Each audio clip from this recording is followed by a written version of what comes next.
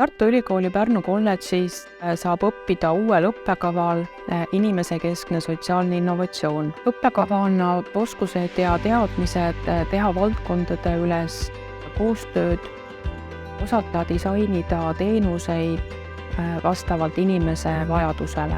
See on 2-aastane magistriõpe, kus õpe on jaotatud 3 aastale.